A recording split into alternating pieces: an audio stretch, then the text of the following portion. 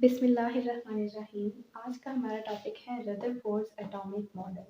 Rutherford atomic model को समझने से पहले हमें ये जानना ज़रूरी है कि जो साइंटिस्ट थे वो एटम के स्ट्रक्चर को मालूम करने के लिए डिफरेंट एक्सपेरिमेंट परफॉर्म करते रहते थे कि आया कि एटम का स्ट्रक्चर कैसा होगा। एक एटम जो है, इससे पहले हमने पढ़ा था discovery of electron, discovery of proton, जो एटॉमिक पार्टिकल्स थे जो एटम के अंदर मौजूद होते हैं।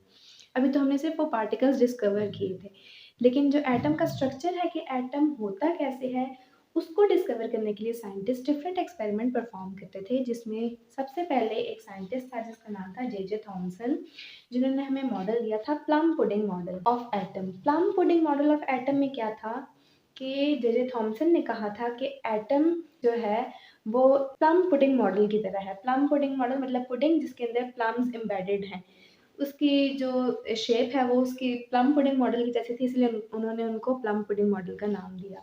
कि जो एटम है उसमें पॉजिटिवली चार्ज मौजूद हैं, जबकि इलेक्ट्रॉन्स जो हैं वो बीच में एम्बेडेड हैं, या वो इलेक्ट्रॉन्स जो हैं वो जगह जगह जो पुडिंग है उसमें मौजूद हैं एज अ प्लम्स।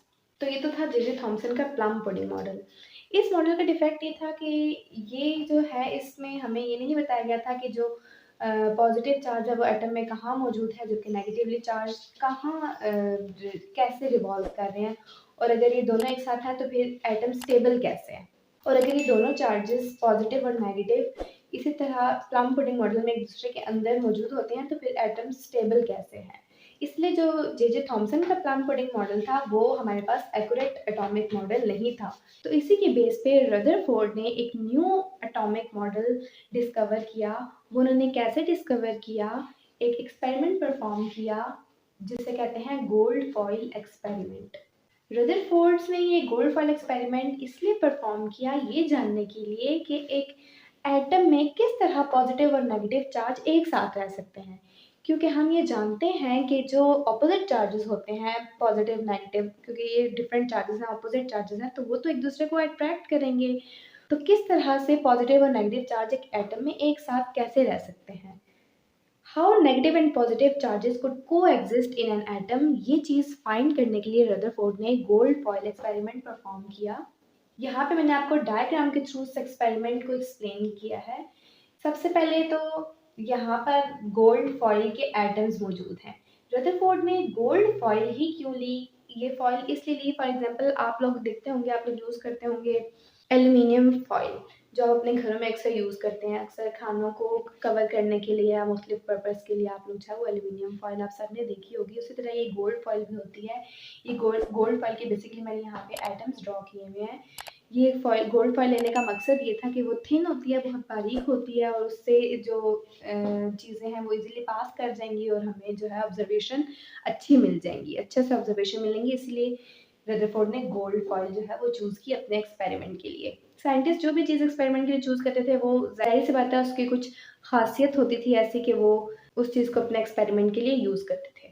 अब इस गोल्ड फॉइल पर जो उसने पार्टिकल्स जिनकी बॉम्बार्डमेंट करनी थी, यानी कि जिनको उस पर स्ट्राइक जिन पार्टिकल्स ने जाके स्ट्राइक करना था, उसका नाम था अल्फा पार्टिकल्स, जो कि बेसिकली हीलियम न्यूक्लियाई है, He2+, यानी कि ये alpha particles basically helium nuclei होते हैं, और ये जो है मैटर के अंदर पेनिट्रेट करने की इनकी एबिलिटी होती है कि ये जो है पेनिट्रेट कर जाते हैं, उससे आसानी से गुजर सकते हैं, क्योंकि जो अल्फा पार्टिकल्स हैं वो हाई एनर्जी पार्टिकल्स होते हैं, यानी कि वो बहुत तेज़ी से, जैसे कि फॉर एग्जांपल एक बुलेट जो है वो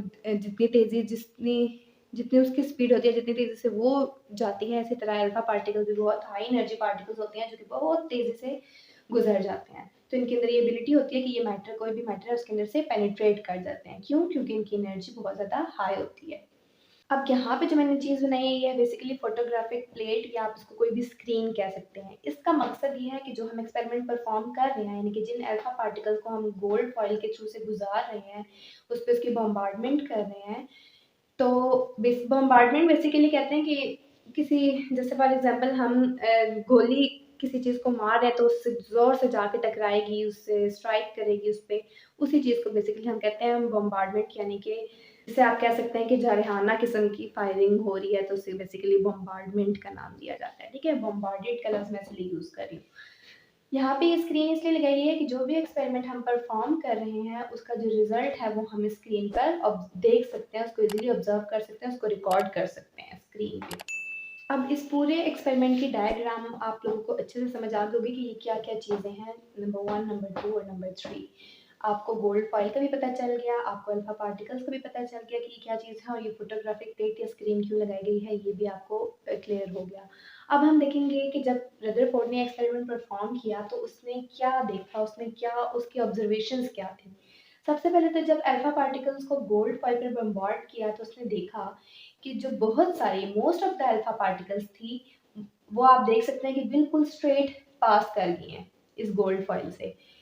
जबकि जो कुछ हैं जैसे कि ये एक आप देख सकते हैं और एक ये अल्फा पार्टिकल्स, यानी कि हम कह सकते हैं कि कुछ जो फ्यू अल्फा पार्टिकल्स हैं वो उन्होंने डिफ्लेक्शन शो किया। डिफ्लेक्शन मतलब वो जो है उससे टकराने के बाद जो है वो थोड़ा सा स्लाइटली मुड़ गई हैं, बिल्कुल स्ट्रेट पास नहीं की, उन्होंने अपने डायरेक्शन को चेंज कर लिया, वो डिफ्लेक्ट हो गई हैं, स्ट्रेट पास नहीं की।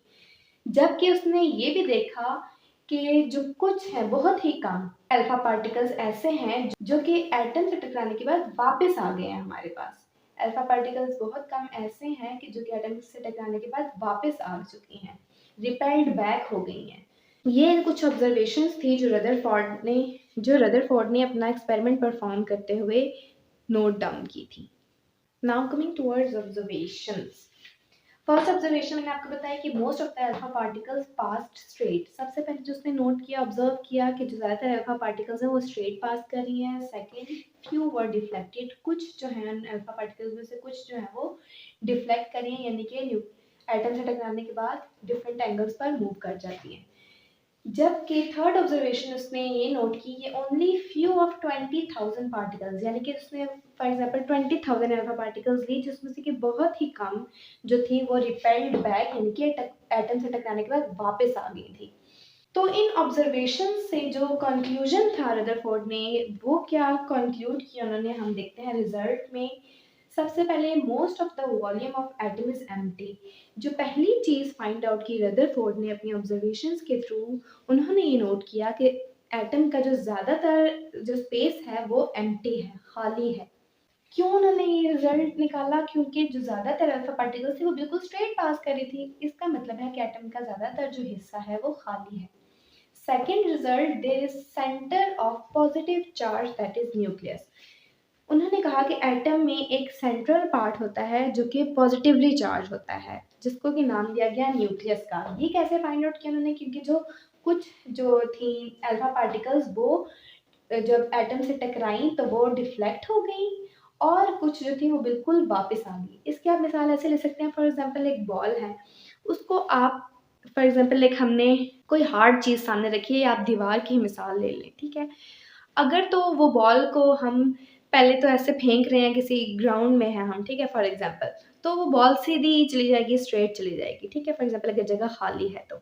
लेकिन अगर उसी बॉल के आगे हम कोई हर्डल रख देते हैं, फॉर एग्जांपल हम कोई भी चीज़, हार्ड चीज़ रख देते हैं, तो वो बॉल क्या करेगी? फॉर एग्जांपल आप घर में अगर अपने डोर पे या वॉल पे बॉल को थ्रो करेंगे तो आप देखेंगे कि वो उससे टकरा कर जो है वो वापस आ जाएगी बॉल। या फिर अगर आप देखेंगे कि अगर आपने कोई भी चीज़, हार्ड चीज़ रखी हुई है और अगर उसी दीवार के किनारे से अगर वो बॉल किनारे पे बिल्कुल जाके लगता है, जो दीवार का एंड है, कोने जो होते हैं, अगर उस पे जाके बॉल लगेगी तो वो क्या करेगी? उससे लगकर मुड़ जाएगी, किसी और तरफ जो है वो चली जाएगी, डिफ्लेक्ट कर जाएगी। तो इसी एक्सपेरिमेंट से उन्होंने फाइंड किया कि जो there is a centre of positive charge, यानी कि जब उन्होंने अल्फा पार्टिकल्स को बॉम्बार्ड किया तो उन्होंने देखा कि कुछ जो थी वो बिल्कुल कुछ डिफ्लेक्ट हो जाती थी और कुछ वापस आ जाती थी। इसका मतलब है कि सेंटर में कोई चीज़ मौजूद है जो कि हार्ड है, जिसको उन्होंने नाम दिया nucleus. Nucleus is very dense and hard. वो इसी वजह से कि जो अल्फा पार्टिकल्स वापस आ रही थी, उन्होंने हमें ये बताया कि जो न्यूक्लियस है वो डेंस एंड हार्ड है। वो कोई हार्ड चीज़ है और गहरी गहरी चीज़ है। डेंस मीन्स जो मौजूद है उसके अंदर। Fourth result, size of nucleus is very small. Fourth conclusion जो रदरफोर्ड ने कंक्लूड किया, उन्होंने ये कहा कि जो न्यूक्लियस का साइज है वो बहुत छोटा है एटम में।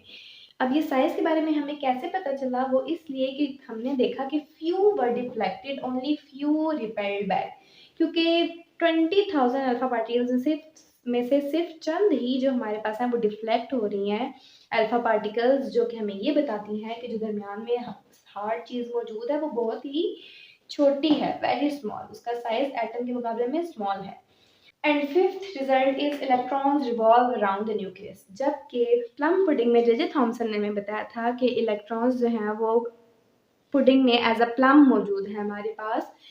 रदरफोर्ड ने इस मॉडल को रिजेक्ट किया, उन्होंने कहा कि इलेक्ट्रॉन्स जो हैं वो न्यूक्लियस के गिर्द रिवॉल्व करते हैं, वो न्यूक्लियस के गिर्द घूमते रहते हैं। There is a centre of positive charge that is nucleus.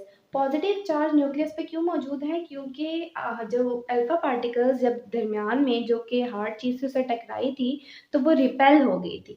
इसका मतलब है कि हमारे पास जो अल्फा पार्टिकल्स हैं वो भी पॉजिटिवली चार्ज थी अल्फा पार्टिकल्स, ठीक है, क्योंकि हीलियम न्यूक्लियर था और उस पर पॉजिटिव चार्ज मौजूद था। तो जो न्यूक्लियस है वो भी पॉजिटिव, उस पर पॉजिटिव चार्ज क्यों है? क्योंकि जब वो अल्फा पार्टिकल्स न्यूक्लियस से टकराई तो वो रिपेल होगी, रिपेल मतलब वो हट गई एक दूसरे से। इसका ये चीज़ हमें इंश्योर करती है कि जो न्यूक्लियस था वो हमारे पास पॉजिटिवली चार्ज था, इसीलिए जो है अल्फा पार्टिकल्स ने उससे टकराने के बाद अपने आप को उससे रिपेल किया, उस अपने आप को उससे दूर कर दिया, क्योंकि जो हमारे पास लाइक चार्जेस होते हैं वो एक दूसरे को रिपेल करते हैं, जबकि ऑपोजिट चार्जेस एक दूसरे को अट्रैक्ट करते हैं।